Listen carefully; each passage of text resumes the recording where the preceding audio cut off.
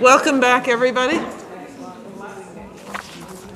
We have until 11:45, right? Great. So we'll take an hour and then wrap up. So let me just go back because the language of risk was used so ubiquitously here that I skipped over too quickly something that is research risk to children, which is very important, and we have really good language on that.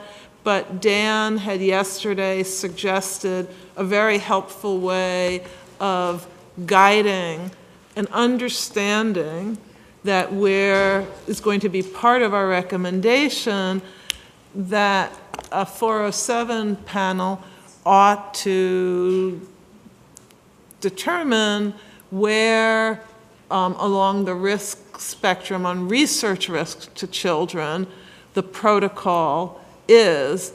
And I'll turn it over to Dan to say how he thought we could be helpful without falling into the trap of trying to quantify or become so specific that it really is meaningless, because you can't be overly specific here.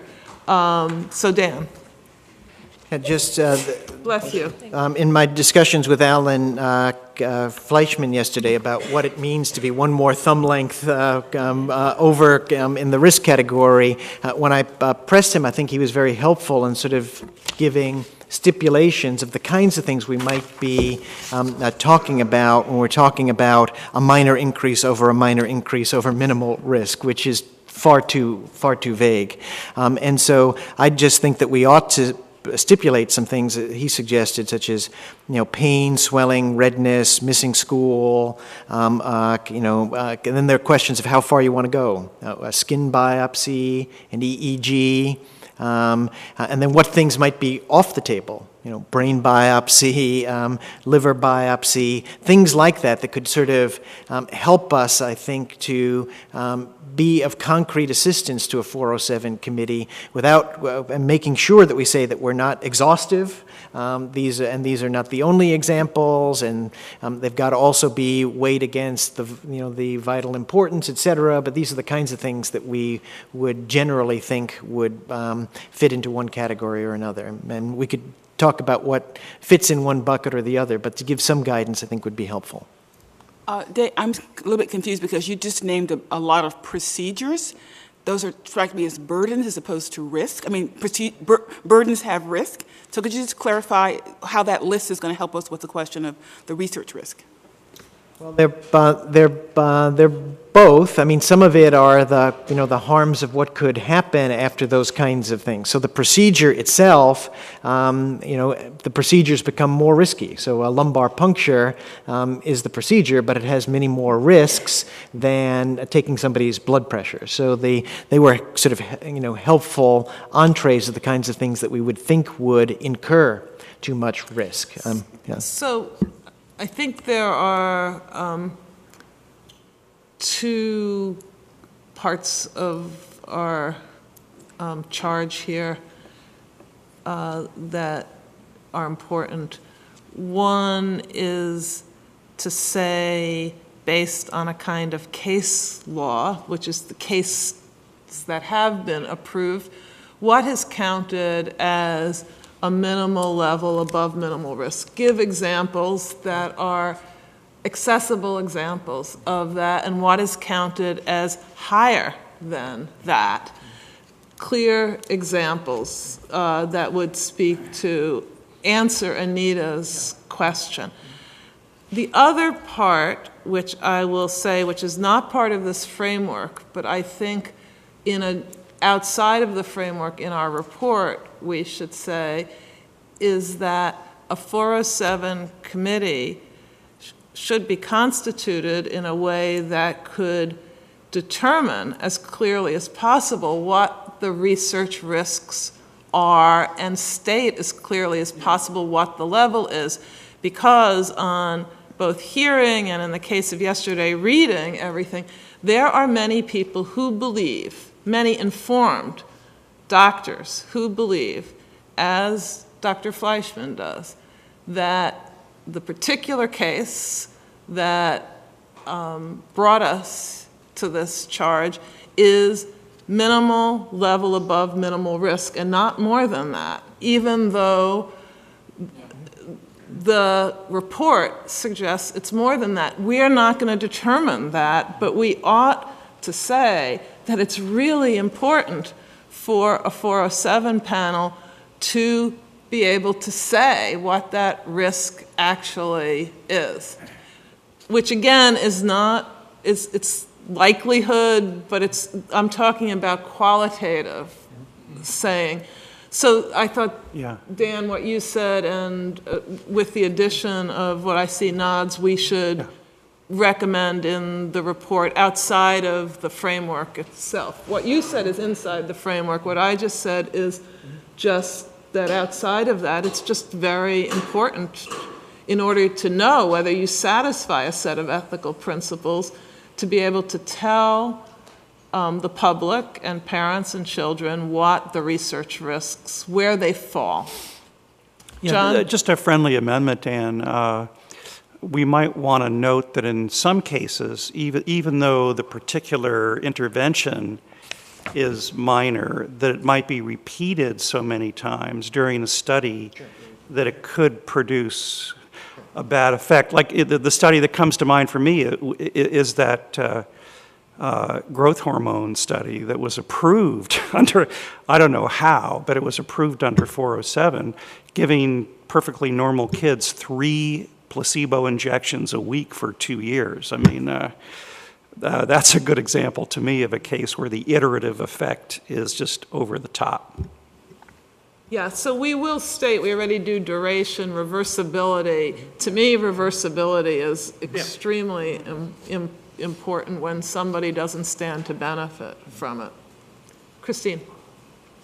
I also think about adding a statement that says just because it's a new intervention in children doesn't by definition make it greater than a minor increase over minimal risk. Because I think there is a tendency in the field to do that. If you do a study of a new intervention, new vaccine or a new drug, it's automatically assumed to be greater than a minor increase over minimal risk. And in this case, and in many cases, the adult data should be, and the animal data, and all of the scientific facts that about what we know about a particular intervention should be used to make a more nuanced decision about whether it is or isn't greater than minimal That risk. could be of a part of, at the same time, I would want that said in the same place that we said, but the medical community needs to tell us what the risks are. And if they don't tell us what the risks are, then the newness of it is going to produce a rational fear factor. And I think that's the responsibility that attaches to not vetoing newness. The responsibility of the medical community is to be as specific as possible about the risk. And if it can't be specific at all, then that's a problem. Okay.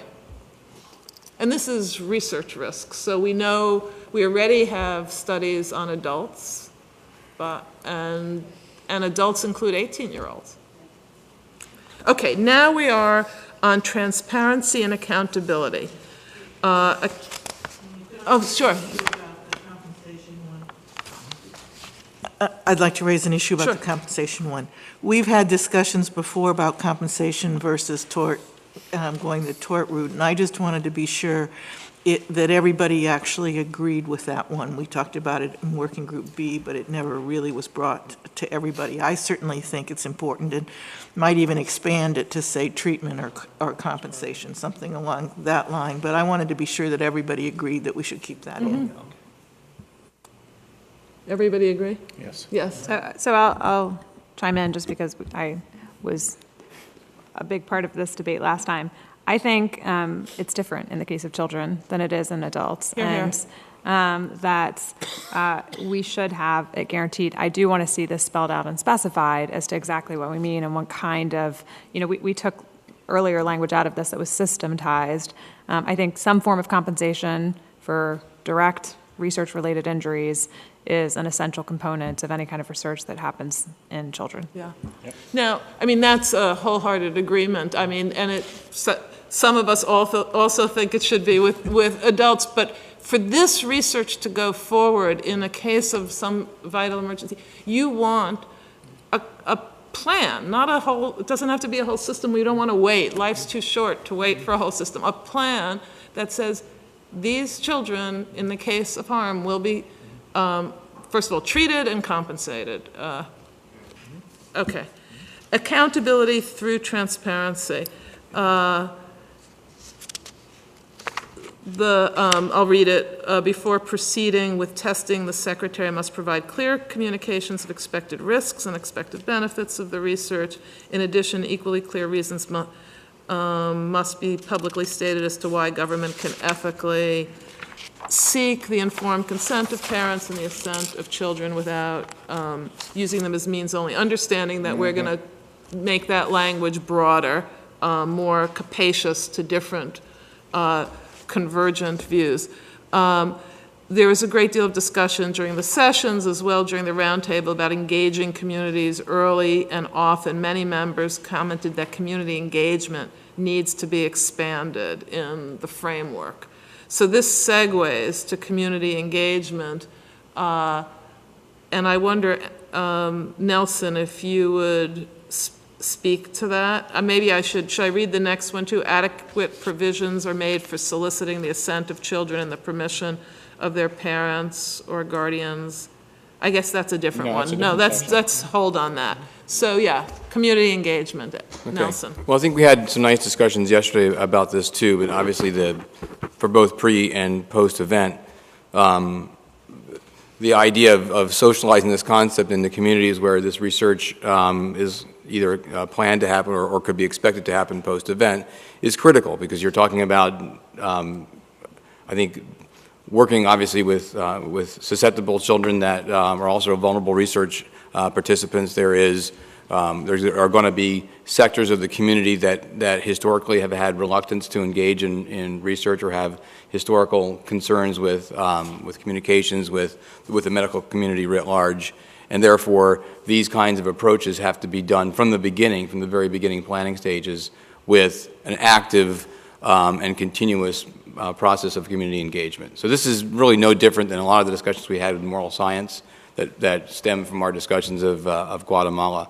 But there was, I think, fairly broad uptake of the importance of doing this in this context. Yeah. We need language for this bullet. And so what I see as the suggestion here is when we talk about transparency and accountability, it ought to be broader than the language here, which is very specific, which is good, that the secretary and the panel should give reasons, but also that accountability and transparency has to do with engaging the broader community in this process.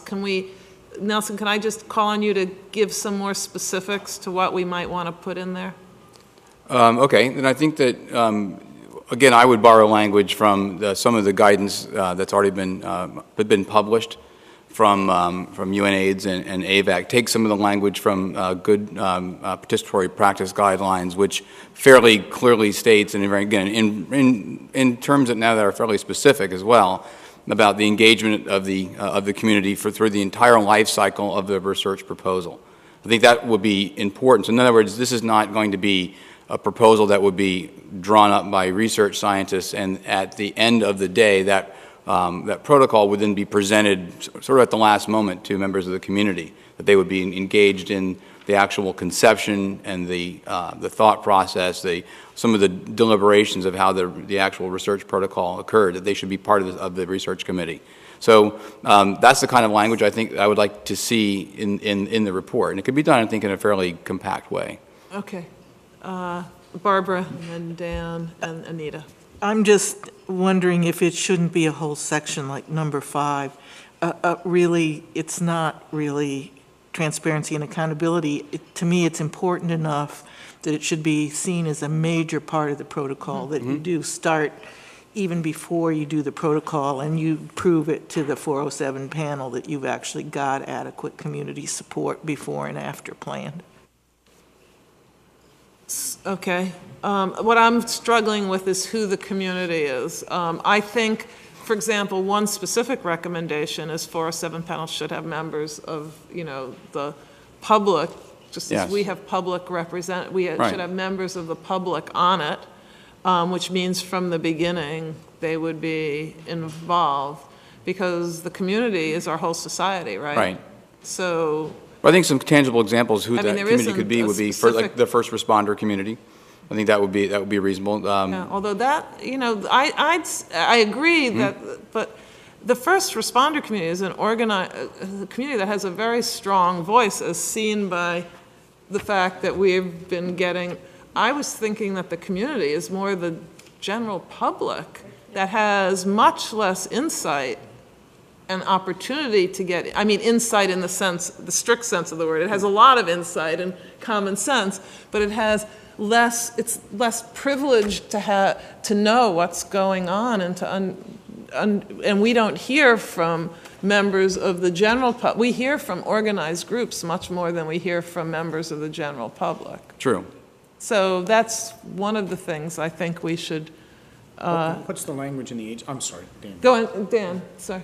Now, just to add Yeah. to that, you've been talking about the community engagement in the design and execution of the research, but part of what we heard yesterday was before you justify doing the research, you have to make sure there's enough community engagement that the result of the research, if successful, will be taken up by the community itself.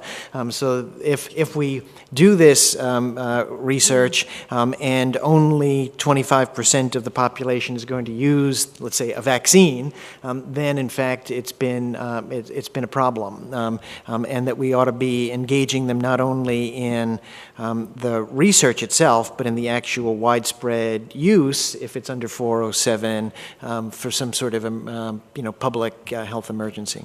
I have Anita and Alex.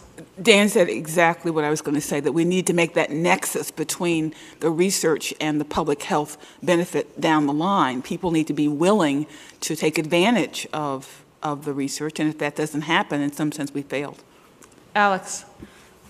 So, I don't disagree, but I think I'm trying to play this out in my mind, practically, how this would Yeah. work. And so, I agree that, the community should be able to voice whether they would find this beneficial or not, but that is very contextual.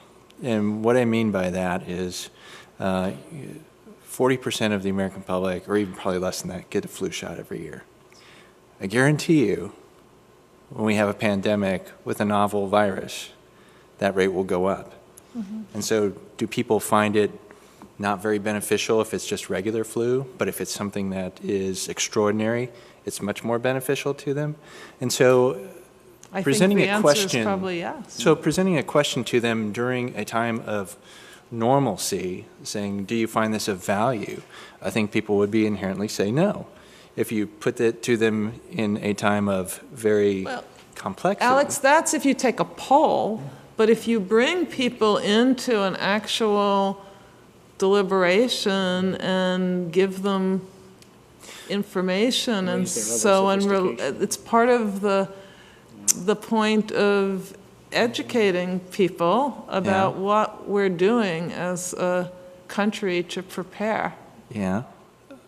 I agree with you that how you do it practically is not easy, but to try to find ways of doing it, I think is going to be critical to the ability to move forward with the kind of research we're talking about. That's so I think there's an ethical and a practical component. Although I understand that it's not going to be a poll. Mm-hmm.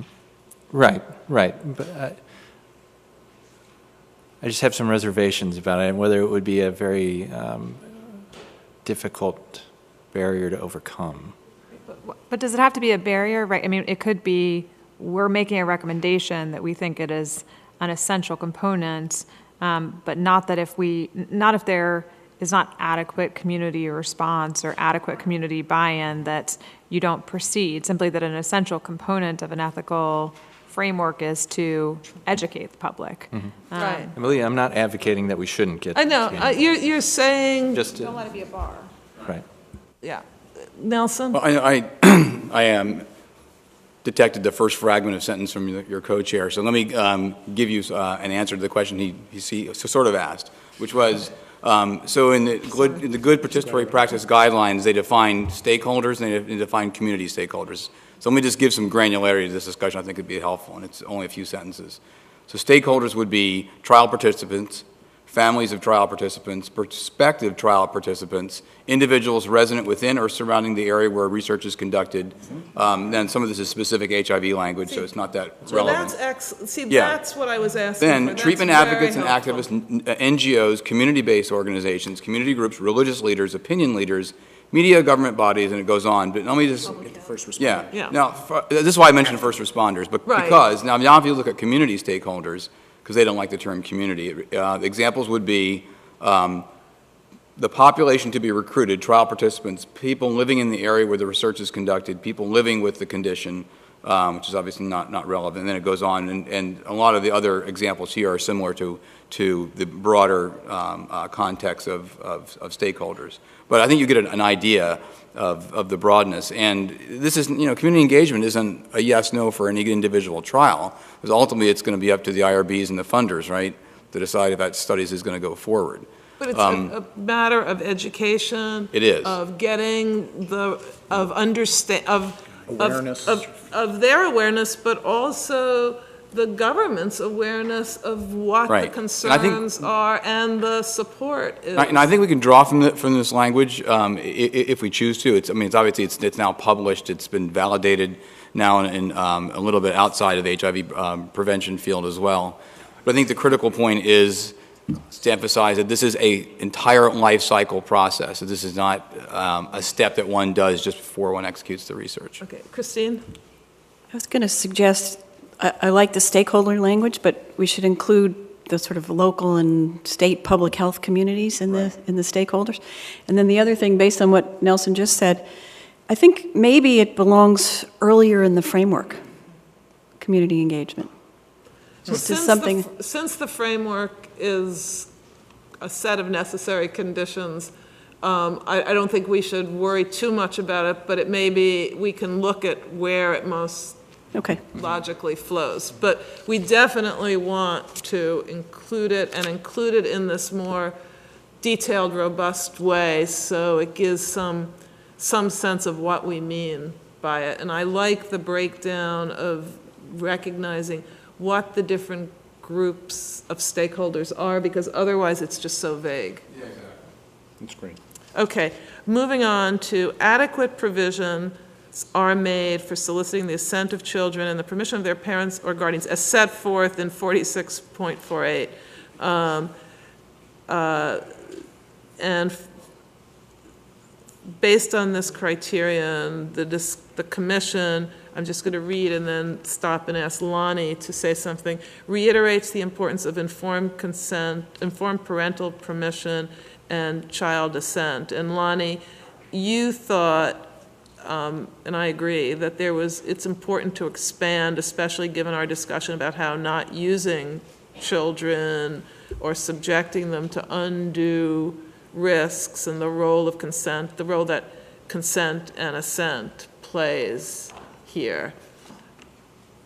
Yeah, I do. And there was a lot of discussion yesterday about consent forms and how the traditional consent forms that are currently used may not be the best model for using it in these particular instances.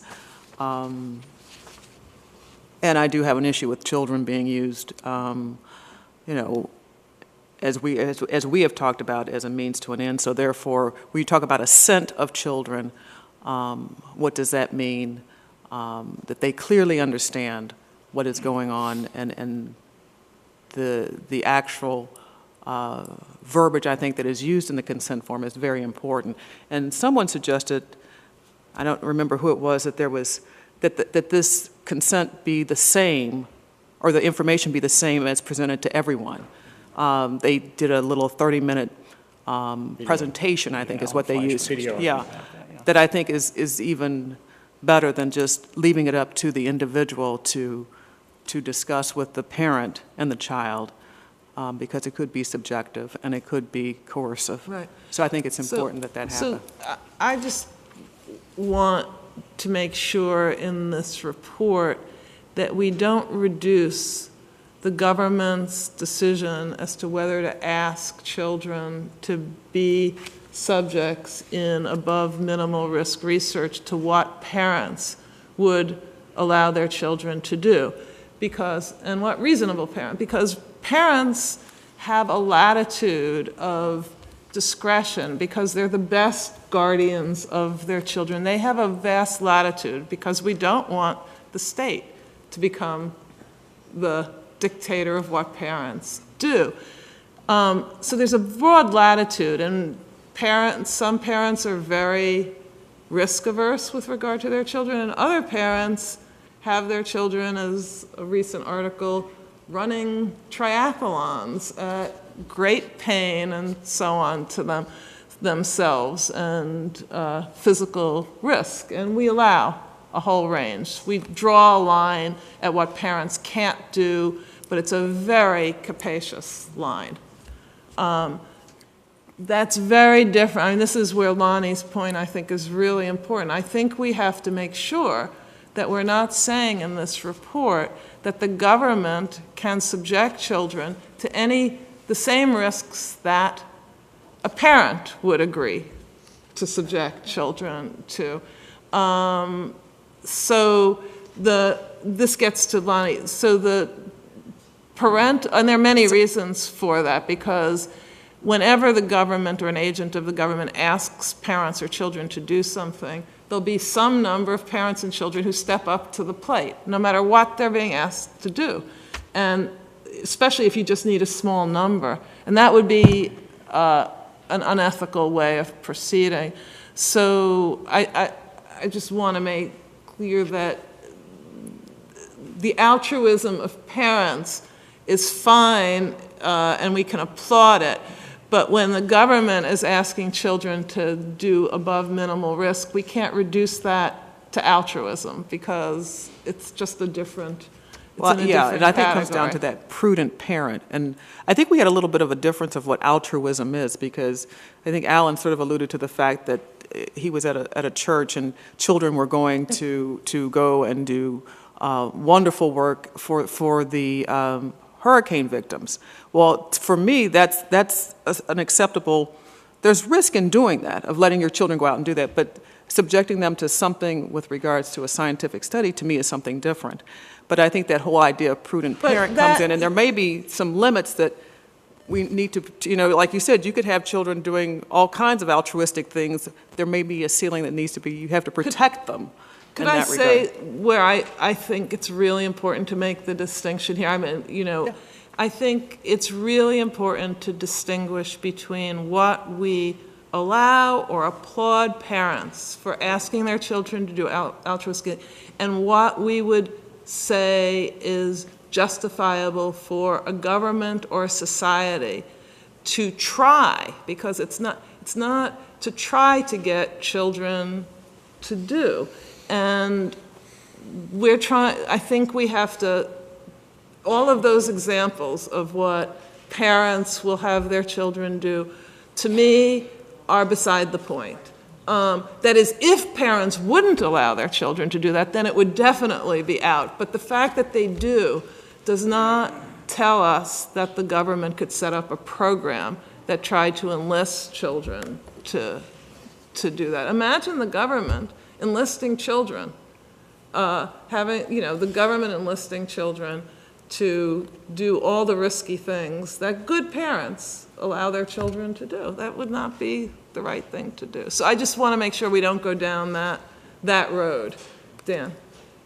I think that at some point, it would probably be valuable to have a little bit of a discussion of what might be the motives for a parent to, enroll a child in such a study, and those included, altruism. We're trying to raise a child with that kind of an attitude. It might include, as we heard the first responders saying, that they have a duty to protect their own family members and therefore want to see this sort of research done. It could be that parents think it redounds to the good of the individual if the individual child is giving to others. That being said, and that might be somewhere up the earlier part after principles, I think that we are very concerned, as you're suggesting, about protecting children from parents who might be overzealous in that regard. And there are two basic strong barriers that we have here. One we talked about in terms of the risks, that we wouldn't allow any parent to subject their child to, and we want to sort of say that. And then the second one is that the consent of the parent is not sufficient if the child does not also assent. If they're capable of it. And that we ought to build up a little bit more under this assent that we want, as Lonnie was suggesting, uniform procedures for this, that they should be developmentally appropriate assent forms for children, and that given the risks involved with this kind of research, that lack of assent essentially becomes a veto on whether this child can be enrolled. And I think that's the way in which I'd structure it. Barbara? I agree with that, and particularly the assent part for the children. But I really have a question about the wording here, because the reg actually says assent of children and permission of their parents. And I really had to struggle with whether they meant permission in an easier thing than consent, whether permission was something different. We certainly say it's the same because we talk about informed consent, but I thought that maybe necessarily this wasn't an informed consent process. Well, I think we should say it is. But I guess what I'm saying is we may want to stress that difference if that's what. I assumed it is, but rather than assume, I think we should assert that it must be. It must be informed consent. Nita? I agree that it's important for us to include thresholds and say there are thresholds. The parents cannot consent to certain types of risks for children, that the government cannot ask certain types of risks. I just want us to make sure that when we include that language, we're crystal clear about why. And it's particular to children because children are unable to make the decision for themselves. And so not that we generally think it is impermissible to offer certain types of or ask certain types of things of individuals, but just of children, because they're unable to give fully informed consent or assent. I very much agree with Anita's. There are many formulations of this, but I agree that Nita's formulation we should include as well, which is that a extremely important reason, ethical reason, why there are limits on what we allow government to ask children to undergo by way of risks that are not directly for their own good, is that children are not yet in the position of giving fully informed consent. And I would add to that the government is a different entity over children than parents are. And we set different limits for parents than we set for our government, and much more capacious for parents than for government. They're not unlimited, but they're much broader because parents are, for all the reasons which I've written about and other people have too, we do not want to be setting up a state which sees itself as the primary guardians of children.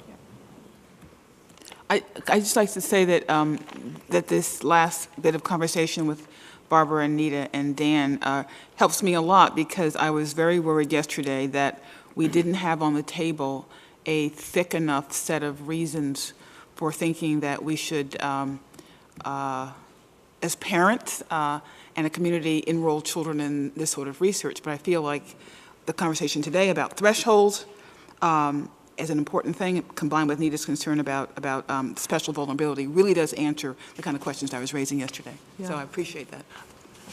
Could we go back in this, at the end, to reiterate in this section, because I think it's relevant to this section, that among the reasons why we would recommend considering these sets of conditions for allowing children to engage in research is that there's no other way that children as a class can be protected, and therefore it isn't quite the same. It's a collective action problem within the group of children themselves to be protected, which is not, is a subset of pure altruism.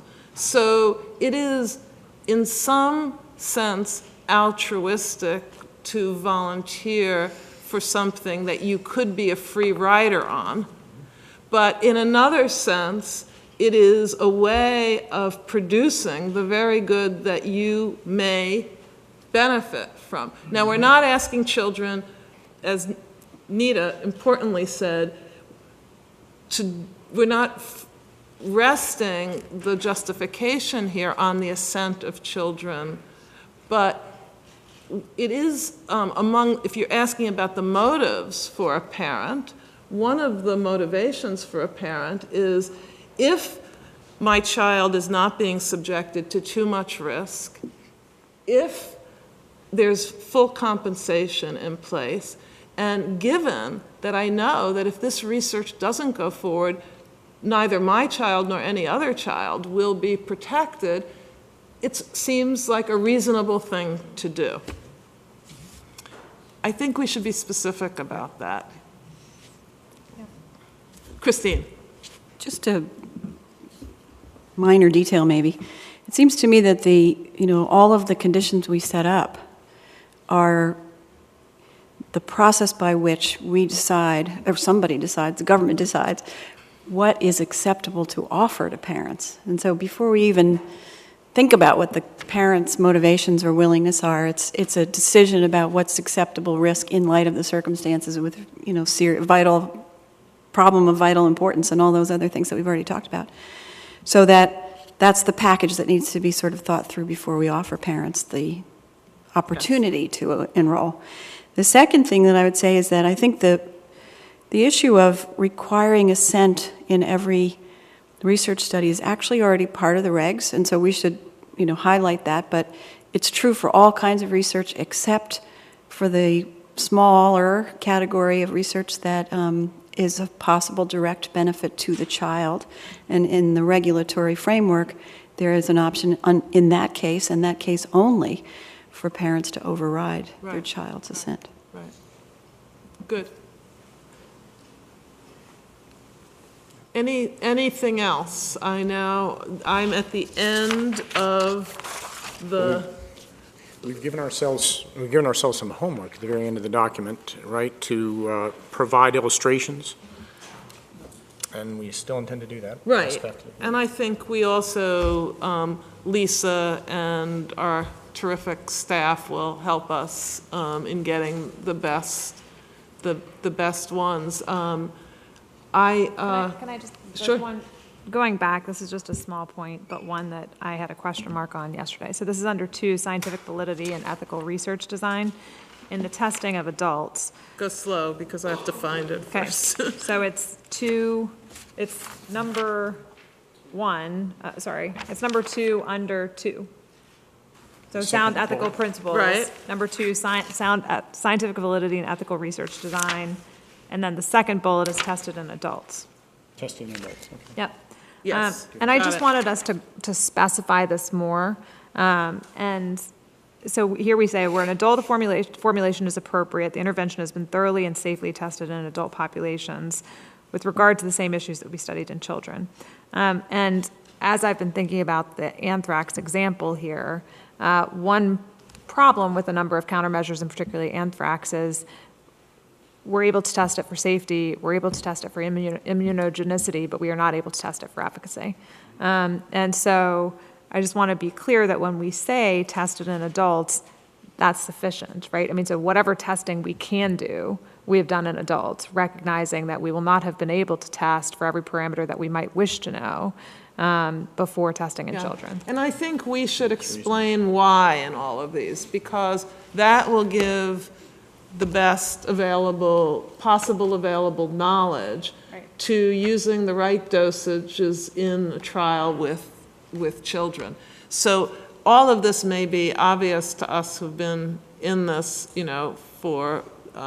but I think when we write it down, we should write it for an audience that includes people to whom we owe reasons for these. Right, and I just mean, so as we start to think about examples in that one, we'll need to be that specific to say, in certain types of circumstances, efficacy cannot be tested because it cannot be ethically tested in humans, by giving adults to give efficacy studies can't be taken out in any. But safety and immunogenicity can be. Exactly, and so the nature of the type of studies that we're doing are ones that we have fully tested in adults, recognizing not every type of testing can first happen in adults.